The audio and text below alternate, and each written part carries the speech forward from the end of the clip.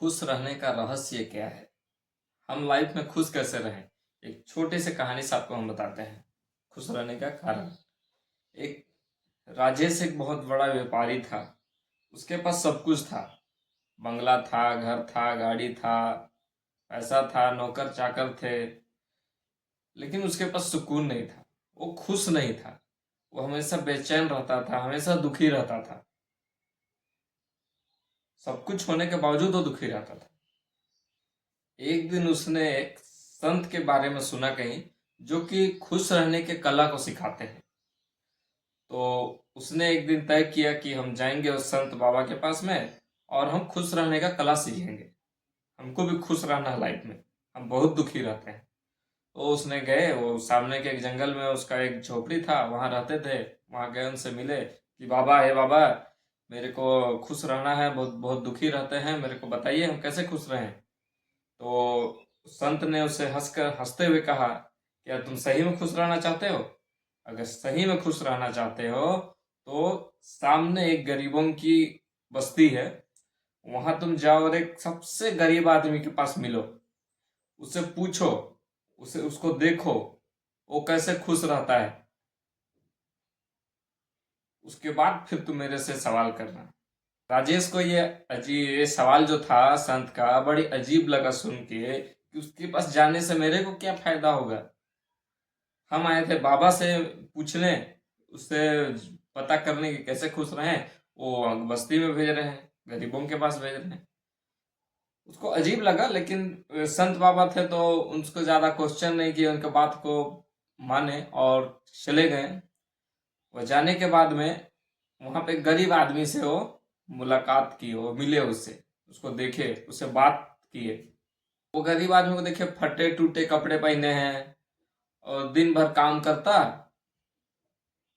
मेहनत से काम करता और रात को अपने परिवार के साथ अच्छे से खाता। हंसी खुशी से रह रहे थे, खाना वाना खाते थे, हंसी खुशी से अपने परिवार के साथ रहते थे। राजेश ने उस गरीब आदमी से पूछा, ना अच्छे घर है, ना महंगी गाड़ियां हैं, ना कुछ ऐसो आराम की जिंदगी है, तब भी आप इतना खुश कैसे रहते हैं?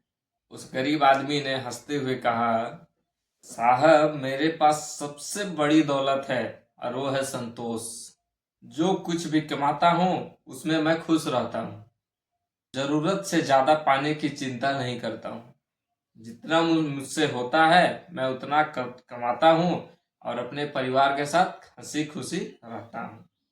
क्योंकि लाइफ में देखिए, आगे के बारे में सोचना जरूरी है, लेकिन आगे को सोच के आज का दिन पूरा खराब कर ले, ये कोई सोल्यूशन नहीं है सक्सेस होने का।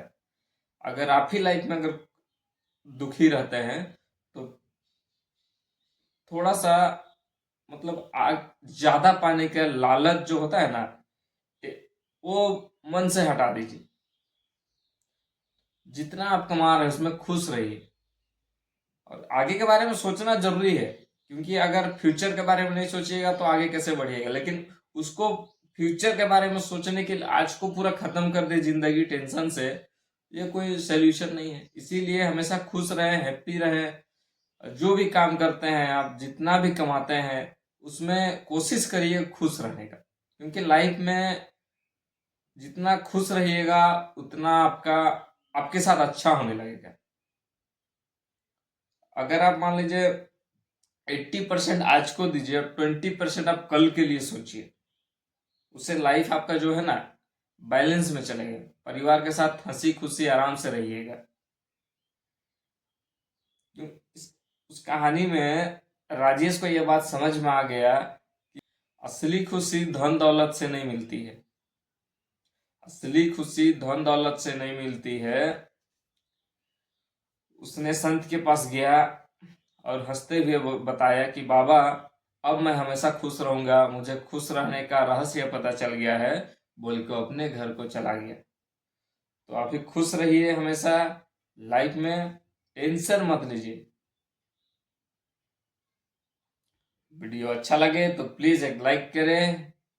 Thank you. राधे राधे।